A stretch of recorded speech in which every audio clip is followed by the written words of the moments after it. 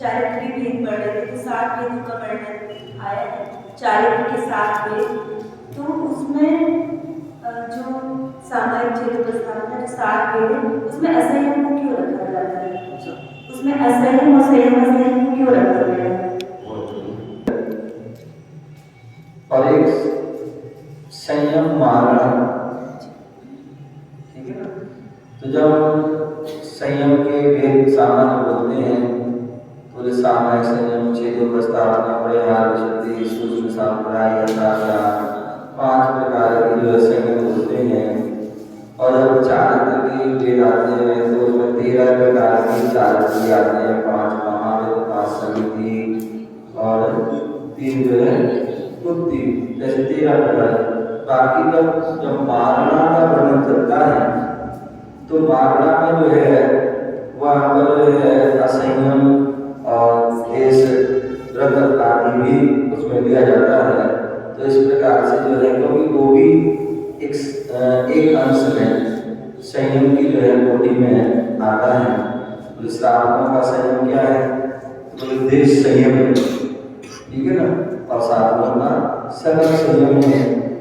तो इसलिए जो है वहाँ पर देश संयम को भी लिया जाता है।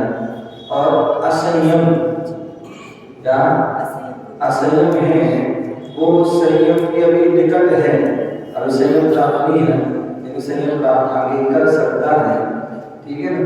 तो इसलिए जो है वहाँ पर मारना की अपेक्षा पर वहाँ पर असंयम को देश संयम और आदि को लिया गया है। ऐसा सारा दिन का में लिया। लेकिन जो चीज अभंग है वो भी असंयम ही है, तो वो तो संयम के कभी भी निकट नहीं पहुंचेगा, तो उसको अलग अपेक्षा से लगाना है। जो अभंग है वो भी असंयम ही है, वो तो संयम के निकट कभी नहीं पहुंचेगा। अभंग जो है अभंग जीव को सम्यक दर्शन हो सकता है, तो वो असंयम जो लिया गया वो चतुर्थ प्रस्थान वाले को लिया गया है। असंयम मतलब वैसे तो पहले प्रस्थान चौथे प्रस्थान पर है, लेकिन यहाँ पर जो असंयम लिया गया वो असंयम सम्यक दृष्टि, असंयम सम्यक दृष्टि जो चौथा प्रस्थान वाला है उसको लिया। अभंग जी की तो पहले से ऊपर नहीं जा पाएंगे ना।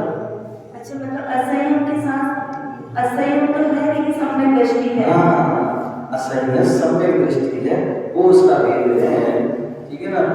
क्योंकि अभंग जीव तो जो है पहले वो स्नान तक ही रहता है, उसका इसीलिए तो अभंग है कि वो सम्यक दर्शन धारण नहीं कर पा रहा, रत्नांतर को धारण नहीं कर पा रहा, मोक्ष की प्राप्ति नहीं कर पा रहा, तो इसलिए वो अभंग है। तो इसलिए वो तो पहला प्रस्थान है, ठीक है ना। बाकी जो असंयम जो सब लिया है असंयम सम्यक दृष्टि चतुर्थ प्रस्थान वाले को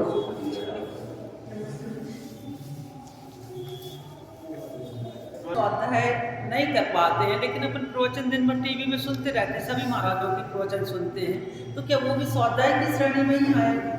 हाँ जी, अपनी आत्मा का अध्याय, कल्याण का अध्याय प्रारंभ वो स्वाध्याय है। और ऐसे स्वाध्याय के आचार्य कुमार स्वामी मुनिराज ने 5 वेद गए, और उसमें सबसे पहला वेद कौन सा कहा? वाचना, प्रचना, अनुपेक्षा, आननाय और धर्मोपदेश। धर्मोपदेश कहाँ किया? सबसे लास्ट में किया, पहले लिखा। तो हमें ध्यान रखना चाहिए कि सबसे पहले हमें वाचना, समझ गए? वाचना मतलब जो प्रथमम कर्णम चरणम द्रव्यम नमः, एक क्रम है।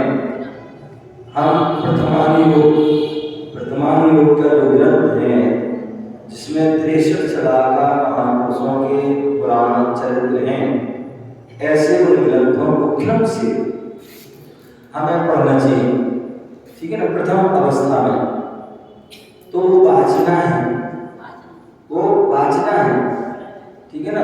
हालांकि जो है करणानि पढ़ते हो, चरणानि पढ़ते हो, द्रव्यानि पढ़ते हो, वो भी वाचना है, लेकिन क्रम से। यदि आपने पहली क्लास पढ़ी नहीं और BA MA क्लास में पहुंच जाओगे तो आपको हो जाएगा उसको पता नहीं पड़ेगा। तो इसलिए पहले वर्तमान युग के ग्रंथ कहानी के माध्यम से पढ़ोगे तो आपको जैनागम का सार तत्व आदि सब पता पड़ेंगे।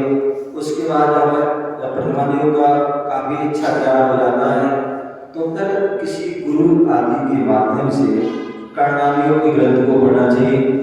और जब कर्णानियों के ग्रंथ आदि का ज्ञान हो जाता है तो फिर हमें गुरुओं के मुख से चरणानियों ग्रंथ पढ़ना चाहिए। और जब चरणानियों के ग्रंथ पढ़ लेते हैं, अपने जीवन व्रत नियम संयम धारण कर लेते हैं, अनुव्रत महाव्रत धारण कर लेते हैं, तो फिर जाके हमें द्रव्यानि योग के ग्रंथों को पढ़ना चाहिए। अभी हम इन तीनों को पढ़ा तो द्रव्यानि पढ़ जाओगे तो भटक जाओगे। तो इसलिए क्रम से हमें हमको क्या करना चाहिए, उन ग्रंथों को पढ़ना चाहिए। हाँ, अब बोले स्वाध्याय करते हैं क्रम से पढ़ रहे हैं तो वो भी नहीं आज हमें एक किताब पढ़ ली कल वो पढ़ ली परसों वो पढ़ ली परसों वो पढ़ ली। जब भी स्वाध्याय करते हैं तो एक क्रम होता है, वाले में किताब पढ़ा आकांक्षा आकांक्षा। जब भी हम स्वाध्याय कर रहे हैं क्रम से करना है। एक ग्रंथ हम प्रारंभ करते हैं तो उसका संकल्प होता है, क्या संकल्प होता है कि जब तक एक ग्रंथ पूरा नहीं होगा तब तक कोई ना कोई वस्तु का त्याग। और दिनों का भी संकल्प कर लेते हैं, ऐसा भी कोई आकुल व्याकुल पर्याप्त दिन लेकर के और कितने दिन में हम स्वाध्याय करेंगे, या जब तक ये स्वाध्याय पूरा नहीं होगा तब तक वस्तु त्याग, जो हम वस्तु लेते हैं ऐसी वस्तु त्याग। तो उससे क्या होगा, आपका कंटिन्यू स्वाध्याय चलेगा। और कंटिन्यू स्वाध्याय चलेगा तो उससे काफी मात्रा में बहुत अच्छा में क्रम से ज्ञान होगा। अन्यथा कोई एक बजे आज कोई किताब कल कोई परसों किसी ऐसे आधी एक पढ़ा छोड़ दिया एक पढ़ा छोड़ दिया तो उससे हमें कोई ज्ञान होने वाला नहीं है। तो इसलिए क्रम से पढ़िए। दूसरी बात, आप जैसे मैंने कोई ग्रंथ लगा रखा है, अब आपके कोई सूतक पाठक हो जाता है अथवा आप कहीं जा रहे हो।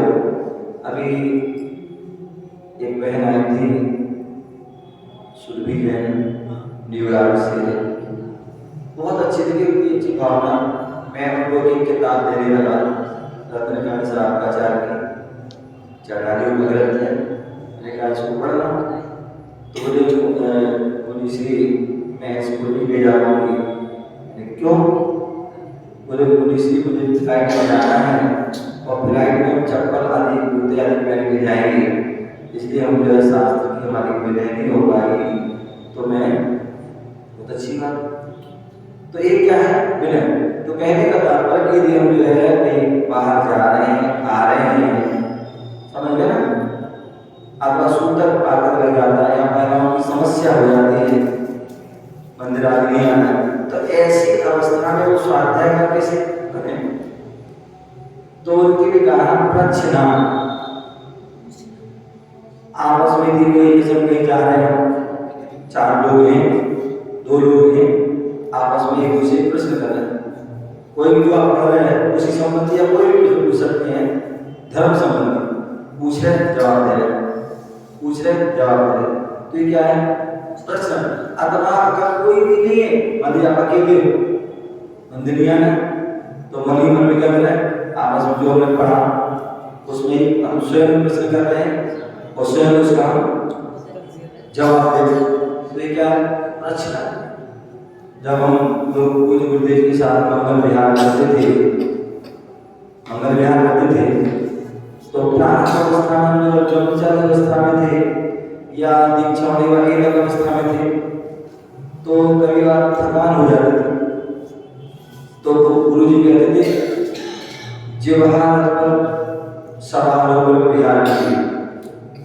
क्या जिह्वार पर सवार होकर के विहार, मतलब आपस में तत्व चर्चा कीजिए, धर्म की चर्चा कीजिए। तो गुरु जी क्या कहते थे, कोई भी विषय दे देते, कोई भी बताइए जीव किसे कहते हैं, जीव के कितने भेद होते हैं, जीव की परिभाषा क्या है, जीव के लक्षण क्या है, जीव के भेद बताइए। तो अथवा कोई भी एक ग्रंथ ले लिया, उसकी एक गाथा पढ़ा दी, उसका अर्थ बता दिया,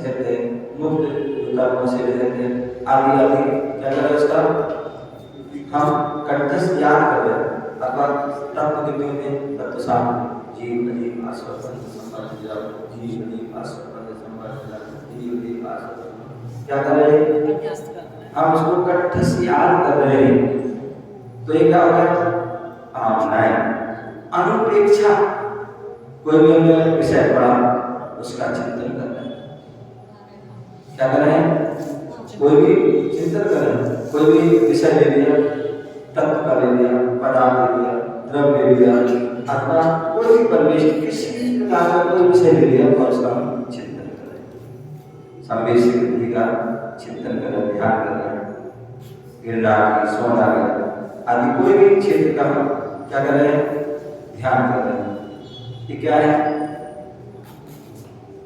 क्या है अनुपेक्षा अनुपेक्षा मतलब ध्यान चिंतन क्या अनुपेक्षा चिंतन ध्यान ठीक है ना तो एक कई बार क्या होता है देखते हैं गुरु महाराज आए हैं और कोई महिला कोने में यहाँ कोने में यहाँ कोई यहाँ वहाँ बैठ जाता है बोले क्या कर रहे हैं स्वाध्याय कर रहे हैं क्या कर रहे हैं स्वाध्याय के नियम है ध्यान रखो जब हमारे नगर में कोई गुरु महाराज आ जाते हैं और उनका उपदेश चल रहा है क्या चल रहा है उनका उपदेश चल रहा है तब क्या करना चाहिए प्रवचन को स्वाध्याय को आगे पीछे कर देना चाहिए क्या करना चाहिए स्वाध्याय को आगे पीछे कर उपदेश सुनना चाहिए क्यों तो कई बार ऐसा होता है कि आप स्वाध्याय करते करते आपका जीवन गंगा जाएगा लेकिन फिर भी कोई जीवन और उपदेश सुने और उपदेश सुन करके हमें अंदर उतर गया और वहां जीवन परिवर्तन हो गया आज सुबह में शायद आज की कल की बात में मैं वहाँ साकिब नगर में था तो टोंगिया जी एक प्लेट दिखा रहे थे तो उसमें जो है मुनि धर्मशाला जी मुनियार है तो धर्मशाला का मुनि पूजना यूज कराया तो उसकी प्लेट रखी तो बता रहे थे मुनियार ने ऐसा किया तो मुझे याद आ गई उनकी बात कि जो धर्मशाला जी मुनियार जो कभी मंदिर नहीं जाते थे कभी धर्म से ग्रुपों से जुड़े थे एक दिन क्या हुआ होटल पर खड़े हुए या नाश्ता कर रहे थे जलेबी खा रहे थे और जलेबी खाते खाते जो है आचार्य पुष्पदत्त महाराज को ही आसपास मंदिर होगा उपदेश चल रहा था और उपदेश चला तो उपदेश को सुना और उस उपदेश को ऐसा सुना कि वो उपदेश उनके अंदर घर गया और वो उनके पास चले गए और उनके पास चले बन के हुई हो गया बैरागों का दीक्षा ले लिया समझे ना तो इसलिए हमें जब भी हमारे नगर में कोई साधु संत आते हैं तो 17 का पूजा कर रहे पूजा छोड़ दीजिए आगे पीछे कर लेना क्या एक पूजा कम कर लेना क्या एक पूजा कम करना चल जाएगा जाप कम करना चल जाएगा पाठ कम करना चल जाएगा लेकिन उपदेश जरूर सुनना क्यों क्योंकि पता नहीं गुरुओं के जो उपदेश होते हैं उन्होंने अपने जीवन में कितना अध्ययन किया कितने शास्त्रों को पढ़ा और शास्त्रों को पढ़ने के बाद कितने नगर नगर में जो है जाते हैं और अनेक अनेक गुरुओं से मिलते हैं अनेक अनेक लोगों से मिलते हैं और उनका वो अनुभव प्राप्त करते हैं क्या करते हैं अनुभव प्राप्त करते हैं और फिर उसका चिंतन करते हैं मंथन करते हैं और उसके बाद वो क्या करते हैं 24 घंटे जो साधना करते हैं उसका जो मक्खन निकाल कर तुम्हें 1 घंटे में दे देते हैं तो इसलिए जब भी ऐसा मौका मिले तो हमें उपदेश हो रहा हो तो हमें उपदेश सुन लेना चाहिए अब ऐसा नहीं कि आपके नगर में आपके मंदिर में आ जाए हैं उनके उपदेश चल रहे हो आप उपदेश उनके सुन रहे हो और घर में क्या कर टीवी खोल ली, बोले क्या कर रहे हो, बोले हम निर्माणी चैनल देख रहे हो, भारत चैनल देख रहे हो, फलाने आज प्रवचन सुन रहे हैं, सर का समाधान सुन रहे हैं, या जो भी, तो ध्यान उस समय आपको क्या करना चाहिए। उस समय अगर हमारे महिला नगर में आए हैं तो पहले उनकी जो है प्रवचन उपदेश स्वाध्याय संतान जो भी कुछ है पहले उनका सुन लेना चाहिए, ठीक है ना। अगर वो नहीं है, हमारे नगर में नहीं है, हमारे मंदिर में कोई गुरुराज नहीं है, तब जाके आप जो है जिनवाणी चैनल, काली चैनल, आदिना चैनल या मोबाइल बहुत सारे चैनल हैं, उन पर जो है फिर आप जो है उपदेश सुने, प्रवचन सुने, ना कि जो है गुरुराज आए तब नहीं, तब तो उनको उपदेश। तो इस प्रकार से धर्मोपदेश स्वाध्याय वो भी स्वाध्याय है, क्या वो भी स्वाध्याय है, लेकिन सदगुरु के सामने बैठ करके सुने अगर गुरु गुरुराज है तो। लेकिन स्वाध्याय नहीं छोड़ देना, स्वाध्याय को आगे पीछे कर लेना, क्या कर लेना, क्योंकि आपका संकल्प है, स्वाध्याय के नियम है कि अब डेली स्वाध्याय करना है तो उसके लिए तो आगे पीछे कर लेना। वो बात अलग है, 1 घंटा कर देते 8 घंटा कर लेना, 8 घंटा कर देते 15 मिनट कर लेना, 15 मिनट में 10 मिनट कर लेना, 10 मिनट करते तो 5 मिनट कर लेना, लेकिन करना जरूर, उसमें भेद नहीं करना। तो इसलिए दोनों तरह से हमें जो उसका बैलेंस बना के रखना चाहिए, ठीक है ना। अगर उनके सामने लिया हुआ कोई नियम किसी कारणवश में छूटता है तो हमें क्या प्रायश्चित करना चाहिए? कुछ नहीं लेना चाहिए, ठीक है ना। और जो गुरु मुराद देते हैं वो भी सोच करके आपको बताते हैं कि ऐसे ऐसे नियम लो, कि ऐसी परिस्थिति किसी भी प्रकार की परिस्थिति आती है, उसमें किसी प्रकार का परेशानी आती है तो उसको ऐसा करना है, ऐसा करना, ऐसा गुरु बताते हैं। उसके बाद भी यदि किसी प्रकार का नियम लिया और उसमें जो है किसी प्रकार का जो है उसमें दोष लग जाता है, मन से, वचन से या काया से, ठीक है ना, मन से, वचन से, काया से किसी प्रकार का दोष लगता है तो उत्तम मार्ग ये है, उत्तम मार्ग ये है कि जिन गुरुराज से आपने नियम लिया था उनके पास जाएं और उनसे उसका आलोचना करें और उसका प्राचीन यदि आपके नगर में है तो ठीक है, नगर के आसपास नहीं है तो जा सकते हैं, वहाँ जाएं।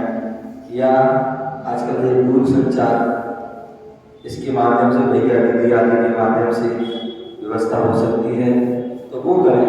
अब जब अभी तात्कालिक नहीं जा पा रहे हो तो उसको नोट कर लें कि मुझसे इतनी तारीख को ऐसा ऐसा हमारा दोष लगा था नियम में, जब भी उनके पास जाए तो उनसे उसका इलाज करें। उस समय हमारा मन आकुल व्याकुल हो रहा है, मन में विकल्प चल रहे हैं, तो उस समय जो भी आपके मन में इच्छा हो, जैसा आप अपना समझें अपनी बुद्धि से, उस अनुसार चाहे तो अपने अगर छोटा सा अपराध है तो 9 बार नमस्कार पढ़ सकते हैं, थोड़ा उससे बड़ा लगा तो माला कर सकते हैं, रस का त्याग कर सकते हैं, एक आसन भी कर सकते हैं, और ज़्यादा बड़ा उपवास भी, तो मतलब जो भी आपकी शक्ति अनुसार उस समय करना। लेकिन जब भी गुरु के पास जाओ तो उसका प्रायश्चित ले लेना चाहिए, उनको बता देना चाहिए ऐसा हुआ था, मतलब समय अपने हमने ऐसा कर दिया था, आप फिर भी आप में उसका प्रायश्चित है, अब गुरु जो भी देंगे तो उसको लेना अपने करना चाहिए, ठीक है ना। बाकी जो है लेते समय पूरा हमें ध्यान रखना चाहिए क्या कि हम यदि कोई भी नियम है यदि हमें पता है कि हमें कोई समस्या आ सकती है तो उसके लिए हमें गुरुजन से बोल देना चाहिए, जिससे कि जो है किसी प्रकार की जो है नियम अच्छा है, नियम में खंडित ना हो, दोष ना लगे, निर्दोष उसका पालन हो, और कभी हो जाता है उसका प्रायश्चित हमें लेना चाहिए, क्योंकि प्रायश्चित से ही उसकी शुद्धि होती है, ऐसा हमें जानना चाहिए। क्रोध आता है तो 1 घंटे तक दिल शांत नहीं होता है, इसके लिए हम लोग को उपाय बताइए क्या करें। तो ठीक है आती है। और फिर एक उम्र का भी तकाजा होता है, जैसे जैसे उम्र बढ़ती है तो हर चीज़ कम हो जाना चाहिए और कम लगभग होती है। बाकी जो है जो बच्चे होते हैं अपन तो अभी उनको कसाई नहीं पता क्या है, तो वो क्या करें क्या नहीं करें।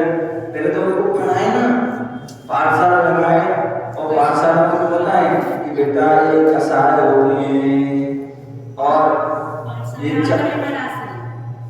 कसाई ऐसी कसाई होती हैं, कसाई करने से हमारी आत्मा कलुषित होती है, ऐसे उसकी जो है दुर्गति में जाती है। आदि सारे उसको बताएं कि क्रोध है, गुस्सा करना क्रोध है, ईमान करना मान है, मायाचारी करना है, मायाचारी करना और लोग करना, वो क्या है कसा।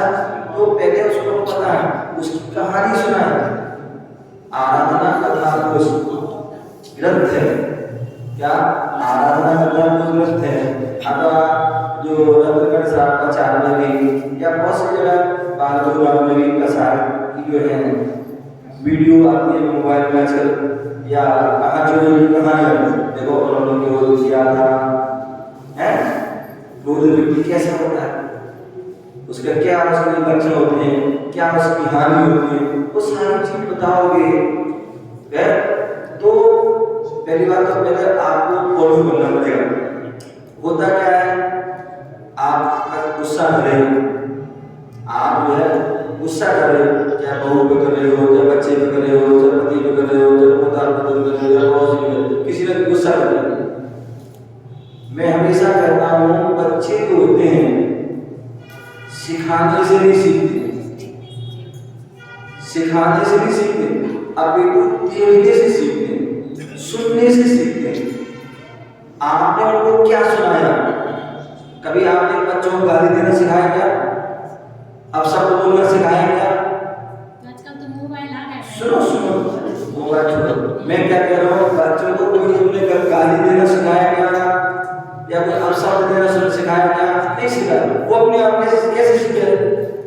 जो उन्होंने घर परिवार में सुना, समझ गए ना, जहाँ वो रहते हैं वहाँ उन्होंने सुना, वो सीख जाता, सिखाना नहीं पड़ता। अथवा झूठ बोलना, चोरी करना आदि जो है, गुस्सा करना है, कुछ भी एक किसी को सिखाया जाता है।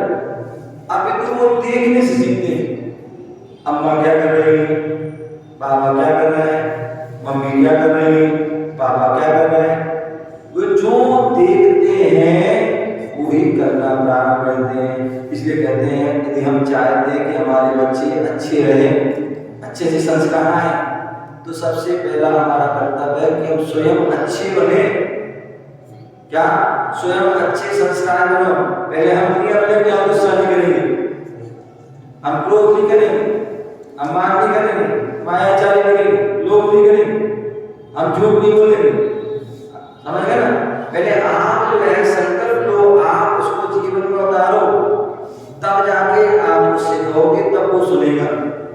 अन्यथा तुम कहोगे बेटा गुस्सा नहीं, दादी आप भी तो करती है, मम्मी तो करती है, पापा भी करते हैं, कहेगा तो। एक घटना आपको बताऊं, एक घटना सुनाओ। महात्मा गांधी थे, महात्मा गांधी थे और उनके पास एक माँ पहुंची। तो वही जैसे अम्मा पहुंची अपने बेटे को लेके, बोले गांधी जी, बाबू जी, एक मेरे बच्चे को समझाओ, बहुत बीमार है, बहुत परेशान है, डॉक्टरों ने मना किया लेकिन मैंने मना किया, परिवार ने मना किया, डॉक्टर ने लेकिन मानता नहीं। तो क्या हो गया? बोले एक गुड़ खाता है। क्या खाता है? एक गुड़ खाता है और डॉक्टर ने मना किया कि इसके पेट में कीड़े आदि हो गए हैं, इसको गुड़ बंद करना पड़ेगा, नहीं तो बहुत बड़ी समस्या है। तो डॉक्टर ने मना किया लेकिन नहीं माना, मैंने मना किया, मम्मी ने, पापा ने, सबने मना किया लेकिन मान लिया। अंत में आपके पास आप ही इसको समझाओ, था एक ही बेटा है मेरा, कुछ भी हो सकता है। तो बाबूजी ने कहा, सुना ध्यान से, और सुनने का माँ तुम 7 दिन बाद। बोले बाबूजी 7 दिन में तो पता नहीं क्या हो जाएगा, कैसे हो जाएगा, आप तो आज ही बता दो, आप ने समझा तो आज ये गलत कि नहीं 7 दिन बाद। बहुत उसने माने कहा अनुनय विनय, लेकिन नहीं 7 दिन बाद आना। ठीक है, निराश हताश होकर के चली जाती है। और जैसे जैसे वो 7 दिन बाद फिर आती है और फिर वो बाबू जी कहते बाबू जी मैं 7 दिन पहले आए थे, ऐसी ऐसी बात है, आप बच्चे को समझाओ। एक गुड़ खाता है, मान नहीं रहा है और बहुत बीमार है, डॉक्टर ने मना कर रखा है लेकिन मान नहीं रहा है, मैंने ही बोल रहा है लेकिन मान नहीं रहा है, अब आप ही समझा सकते। बाबू ने कहा ठीक। उस बच्चे को बुलाया, प्यार से पास बुलाया, सिर में हाथ में कुछ कार्रवाई किया, वो किया और उसको समझाया बेटा उसे बहुत गाली दी, बहुत जोर से, बहुत बात करता है, बहुत देर होता है, ये इसी आदि आदि। ठीक है बाबू, आज से मैं बोल रही हूँ। माँ बोलती है बाबू जी ये आपने कौन सा जादू कर दिया कि जो मैंने अपने दिल से परेशान हो, सब परेशान डॉक्टर सब परेशान हो, लेकिन से छोड़, और आपने जो है थोड़ा सा उसका छोड़ दिया। अगर इतनी ही बात कहने की तो 7 दिन पहले कहते थे। तो बापू ने कहा हे माँ 7 दिन पहले भी मैं कहता इससे अगर गोली खाना चाहिए तो ये बच्चा मेरी बात नहीं सुनता, मेरी बात का उसका असर नहीं पड़ता। बोले क्यों? क्योंकि मैं 7 दिन पहले मैं स्वयं गुड़ खाता था, मुझे स्वयं गुड़ नुकसान करता लेकिन फिर भी गुड़ खाता। कितने लोग ऐसे होते हैं जिनको शुगर होती है लेकिन फिर भी क्या करते हैं? मीठा खाएंगे, बिना उनको काम ही नहीं चलता। यहाँ दवाई खाएंगे, इंश्योरेंस भी लगाएंगे और मीठा भी खाएंगे। किसी को ब्लड प्रेशर बढ़ता है, क्या ब्लड प्रेशर बढ़ रहा है लेकिन फिर भी नमक खाएंगे, और डालो क्या नमक और डालो। तो ये क्या है? तो इससे तो नुकसान ही होगा भैया। किसी को कोलेस्ट्रॉल हो है और खूब घी तेल आदि खाए तो क्या होगा? नुकसान। तो बोले जो है मुझे, मैंने जब 7 दिन में उसकी अभ्यास किया और मैंने 7 को गुड़ छोड़ा, तब जाके मैंने उस बालक से कहा और बालक ने उसको स्वीकार। समझे? तो इसलिए हम चाहते हैं कि बच्चे हमारे संस्कारित हों, बच्चों के अंदर से बुराई दूर हो, कसाई दूर हो, पाप दूर हो, नागदेव दूर हो। तो सबसे पहले हमें दूर करना होगा। जब हम दूर करेंगे तब जो है अपने बालक को कहोगे, तभी वह बालक आपकी बात को स्वीकार करेंगे, अर्थात कभी आपकी बात स्वीकार करने वाले नहीं। आप देखो मंदिरों में, हर समाज में, नगर में बहुत सारे पंडित आते हैं, 10 लक्षण में, अष्टांग में, आदि अन्य समय में आते हैं, कहीं गर्मी की छुट्टियों में पंडित आते हैं और बहुत बड़ी बड़ी बातें करते हैं, बहुत बड़े बड़े प्रवचन भी करते हैं, लेकिन उनकी बातों का किसी पर असर नहीं पड़ता। क्यों? क्योंकि वो पंडित जो है वो बातों के वात्सायन में है, बातों के वात्सायन में है, लेकिन आचरण के शहंशाह नहीं है। और एक कारण है कि उनकी बात का कोई असर नहीं पड़ता और एक साथ हो जाते हैं। और भाई साथ हो जाते हैं और मैं बोला कि ये नहीं खाना है, क्या आलू नहीं खाना, तो क्या ठीक है महाराज हैं, क्या आकांक्षा याद आए लिपस्टिक नहीं लगाना है, हमें तो उनको दिखाना है। क्या बोले जब तुम दिखा कैसे दिखाना, सात्विक जीवन जियो। बहुत दिखा दिया, कब तक दिखाते हो? तो जो है कहने का तात्पर्य है गुरुजन आते हैं और कितने बड़े से बड़ा नियम क्यों न दे दें, वो हम दे देते हैं। थोड़ा हो सकता है, थोड़े शुरू में कष्ट होता है, परेशानी होती है, खांसी का आए महाराज फंस गए, लेकिन बाद में उसी से जब लाभ होते हैं ना, रात में भोजन कर दिया तो जो हमारा जो पेट निकल रहा था क्या अपने आप क्या हो जाएगा? गाली भाई फिट हो जाओगे। जो अनेक प्रकार के लोगों को बीमारी होती है, आपने आलू प्याज छोड़ दिया तो सारा बाजार का अपने आप छूट जाता है, और बाजार का छूटा, रात को छूटा, अपने आप फिर डॉक्टर के पास नहीं आना पड़ेगा। कहीं गैस की गोली, कहीं इसकी गोली, उसकी गोली। मैं देखता हूँ लोगों के घरों में डाइनिंग टेबल होती है ना, डाइनिंग टेबल, वहां पर कुछ हो या ना हो, एक दिन बाद जरूर होगा, दवाई का डिब्बा जरूर होगा, पता नहीं किन किन की दवाई रखी है। तो इसलिए जो है कहने का तात्पर्य है, संत जन आते हैं और वो आपसे थोड़ी कुछ भी बात कहते हैं, समझ गए, आप उसको तुरंत स्वीकार करें, क्योंकि आपको पता है संत जो है तभी कहते हैं जब पहले स्वयं उसको जीवन में उतारते हैं, समझ गए ना, और तब वो तुमसे कहते हैं, तब वो उनकी बातों का आप पर असर होता है। उसी प्रकार हम चाहते हैं कि आपके परिवारजनों पर आपका असर हो। आप चाहो कि जो है वो गुस्सा ना करें, कोई कसाई नहीं करें, कोई लड़ने झगड़े नहीं, कोई बुरे काम नहीं करें, तो उसके लिए हम स्वयं करें, गुस्सा छोड़ो, बुराई छोड़ो, ठीक है ना। तो निश्चित ही बच्चा भी अपने आप जो है सुधर जाएगा। आपने देखा होगा, मैं कई बार देखता हूँ, छोटे छोटे अम्मा लोग होती हैं, छोटे छोटे बच्चों को लाती हैं, छोटे छोटे बच्चों को लाती है मंदिर। अब उन्हें नहीं पता बच्चों क्या है, अब वो क्या करती हैं, नमस्कार करती हैं, तो बच्चे क्या करते हैं, वो बोले कर नमस्ते करो, उसे नहीं पता हो तो क्या करती है, उनकी जो है बैठा देती है, बैठाने के बाद उसको जो है नीचे की झुका देती है या लगा देती है, कर नमस्ते। अब एक बार, दो बार, तीन बार करती है ना, चौथी बार बच्चा अपने स्वयं करने लगता है, उसे पता है नहीं तो मम्मी गर्दन पकड़ कर लेगी, जबरदस्ती करेगी, तो इसलिए वो स्वतंत्र अपने आप को करना प्रारंभ कर देता है। आत्मा के बाद बच्चे देखते हैं माँ दर्शन करने हाथ जोड़े, तो बच्चा क्या करता है, माँ को देख रहा है, वो माँ के हाथ जोड़ लेता, उसे नहीं पता, वो तो देख नकल कर रहा है, माँ हाथ जोड़ रहे हैं, बेटा भी हाथ जोड़ देता, माँ ने जो है जुर्मानी पड़ रही है, उसे नहीं पता क्या करे, वो पन्ना पलटने लगता है, माँ माला पीने लगती है हाथ पे, अरबा वो भी क्या कर देता है, वो भी जुर्मानी में पन्ना पलटने लगता है, उंगली ऐसे चलाने लगता है, वो तुम जाप करते हो तो उसे नहीं पता क्या पढ़ रहे हो, वो भी ऐसे ऐसे करने लगता है, समझ गए ना। तुमने जो है माला पी ली तो वो भी माला कर देता, तो कौन उसे पता नहीं लेकिन कर रहा है।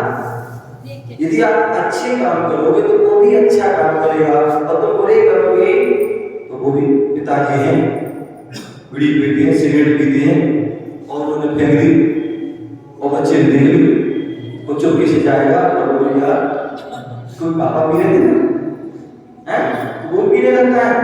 पिताजी ने वो बुढ़िया बोली हाथ में लिया खाली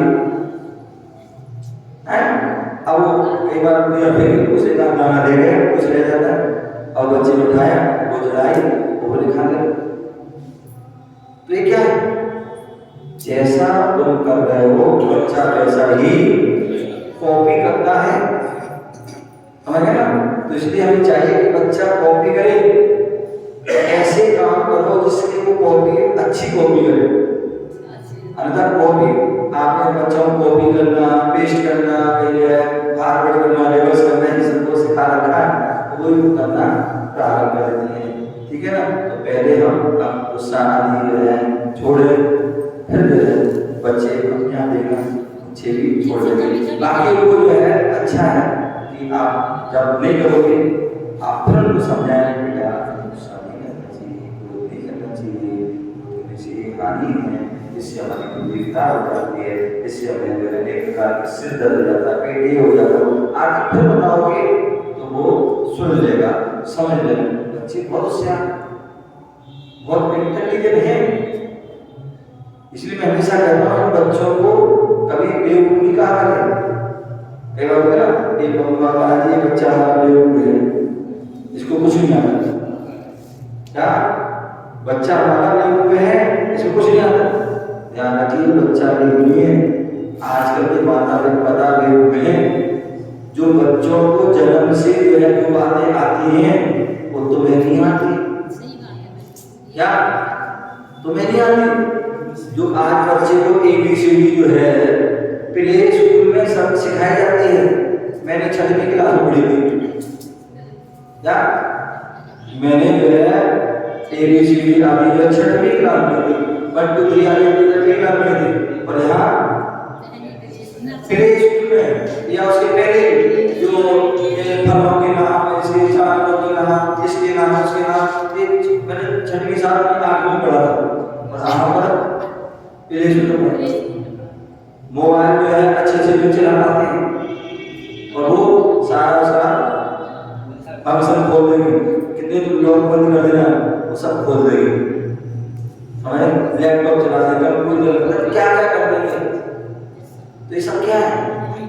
ये जो है कंप्यूटर माइंड है, तो इसलिए इनको बच्चों को नहीं कहो। ओम नमः सिद्धेश्वराय, हो गया समय आपका। जय बोलो महावीर भगवान की।